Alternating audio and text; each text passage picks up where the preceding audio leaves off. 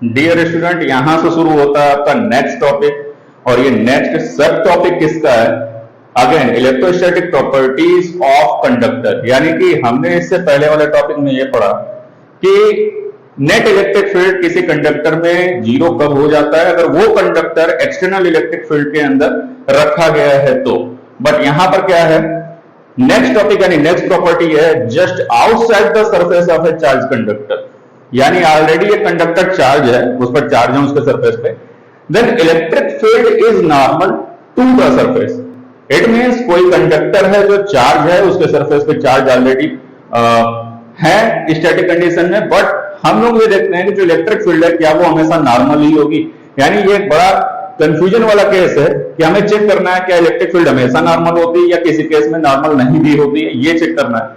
तो इसको समझने के लिए हम क्या करते हैं, एक क्यूब या क्यूबॉइड कंसीडर करते हैं। एक 3D ऑब्जेक्ट हम ले लेते हैं, ये रहा हमारा एक 3D ऑब्जेक्ट। इस समय समझने में थोड़ा आसानी होगी क्योंकि हम यहां पर क्या करेंगे, इसके जितने सरफेस हैं ये फुली चार्ज है, क्योंकि ये हमारे टॉपिक में ही कंसीडर करके बताया गया है कि ये जो आपका ऑब्जेक्ट है मेटल का बना हुआ यानी कंडक्टर है, ये पूरी तरह से चार्ज है। यानी इसके जितने भी सरफेस आपको दिख रहे हैं, this side this side this side this side, ये सभी क्या है, फुल्ली चार्ज है। सपोज हम कंसीडर कर लेते हैं कि यहां पर भी चार्ज है,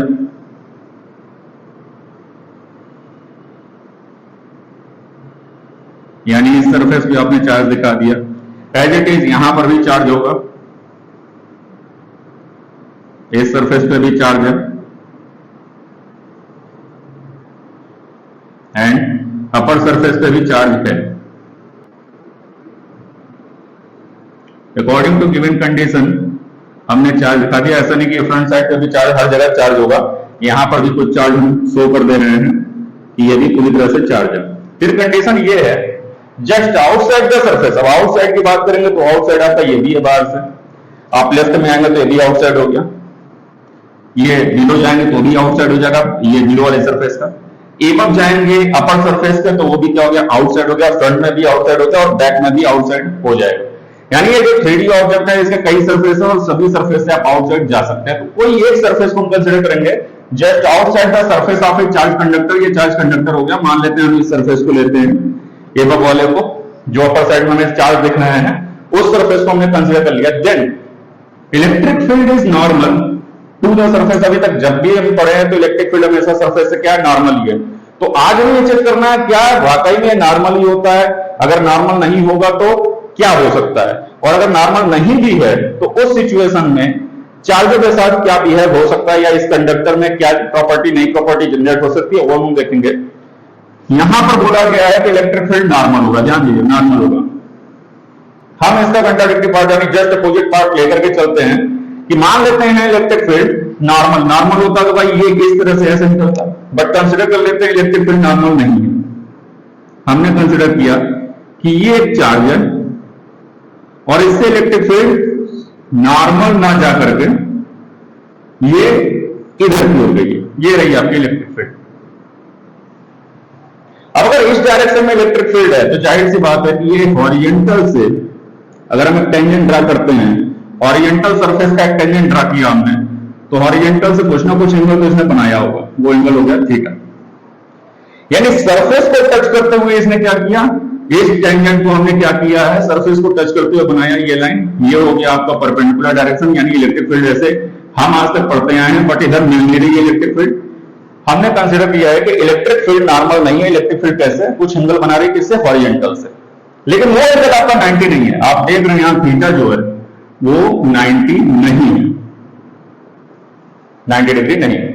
जब इस केस में हमें क्या मिलेगा, इलेक्ट्रिक फील्ड के दो कंपोनेंट मिलेंगे। इलेक्ट्रिक फील्ड के दो कंपोनेंट कौन कौन से है वो हम दिखा देते हैं। अगर ये इलेक्ट्रिक फील्ड इधर है तो इधर आपको मिलेगा EX, ये आपका एक कंपोनेंट इधर मिल गया, और इसकी वैल्यू क्या होगी ये आप देखिए, E थीटा है तो E cos थीटा हो गया, और अगर हम ऊपर जाते हैं तो यहां पर हमें मिलेगा EY, एक कंपोनेंट जिसकी वैल्यू हो जाएगी E sin थीटा। दो कंपोनेंट हमें मिले, एक E cos थीटा, एक E sin थीटा। अगर ध्यान से देखा जाए कि जो कंपोनेंट ऊपर की ओर जा रहा है E sin थीटा, या हम उसको दिखा रहे हैं EY से, तो ऊपर तो कोई चार्ज नहीं है, वो उस पर कोई इंपैक्ट लगाएगा नहीं। बट एक चीज ध्यान दीजिए कि जब इलेक्ट्रिक फील्ड इस डायरेक्शन में है तो उसका जो टेंजेंशियल कंपोनेंट है, टेंजेंशियल मतलब ये वाले कंपोनेंट, इस कंपोनेंट को ही आप क्या नाम देना है, इस कंपोनेंट को नाम दिए हैं ई कॉस थीटा। ये इलेक्ट्रिक फील्ड है तो ये इलेक्ट्रिक फील्ड की ही वैल्यू एक्स डायरेक्शन में, ये आपके इलेक्ट्रिक फील्ड कहीं ना कहीं आगे के जो चार्ज हैं, जो आगे इस डायरेक्शन में जो भी चार्ज मिल रहे हैं सरफेस पर, उन पर क्या कर रहा है, ये फोर्स लगा रहा है। कौन सा कंपोनेंट फोर्स लगा रहा है, ध्यान दीजिएगा, इन सभी चार्जों पर फोर्स लग रहा है। कौन फोर्स लगा रहा है, ये वाला कंपोनेंट, ये कंपोनेंट। इस कंपोनेंट का नाम क्या है, ई कॉस थीटा। जब ये फोर्स लगाएगा, रिपल्सन लगाएगा, तो इस सिचुएशन में एक मूवमेंट स्टार्ट हो जाएगा, एक मोशन स्टार्ट हो जाएगा, किसमें, चार्ज में।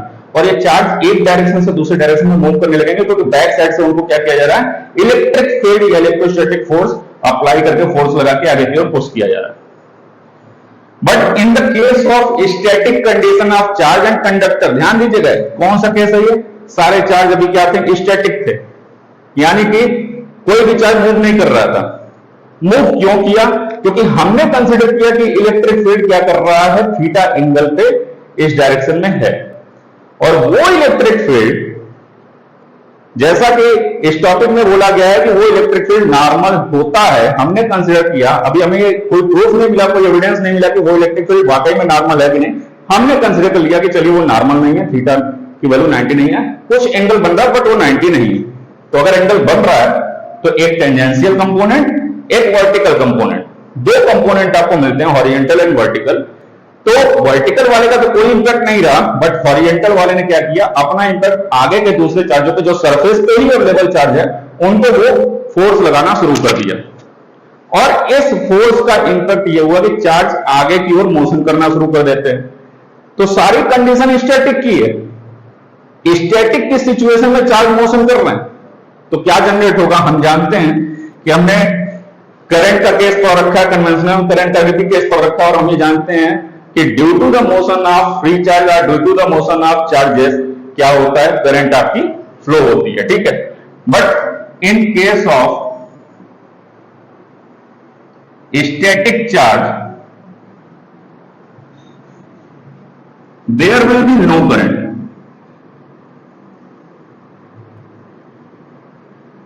ये हम जानते हैं कि जब चार्ज स्टैटिक होते हैं तो कोई करंट नहीं होता।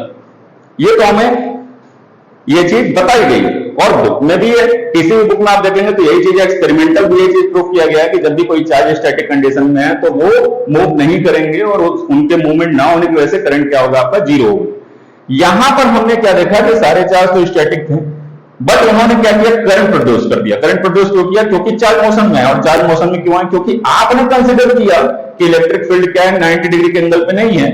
इलेक्ट्रिक फील्ड क्या है, कुछ एंगल बना रहा बट वो 90 नहीं है, जिसकी वजह से ये चीज जनरेट हुई कि सारे चार्ज मोशन में आ रहे हैं।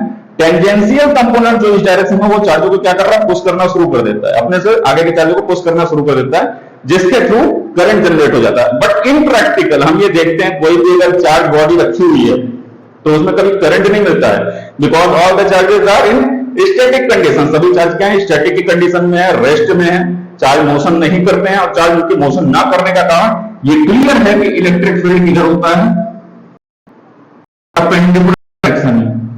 इलेक्ट्रिक फील्ड इधर हो ही नहीं सकता है, अगर इधर हो गया, कुछ एंगल बनाया, 90 नहीं बनाया, तो चार्ज मोशन में आएंगे, चार्ज मोशन में आएंगे तो हमें करंट मिलने लगेगा, और चार्ज बॉडी रखी हुई है वो कभी करंट नहीं, क्योंकि उसके चार्ज कंडीशन में रहते हैं।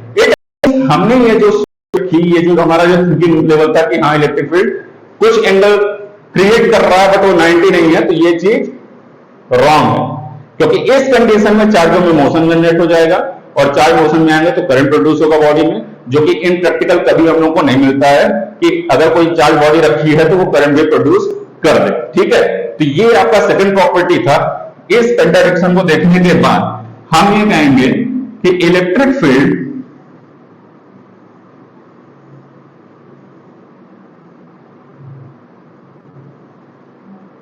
outside the surface of a charge conductor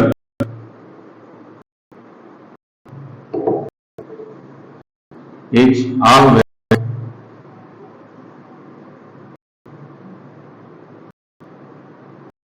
normal।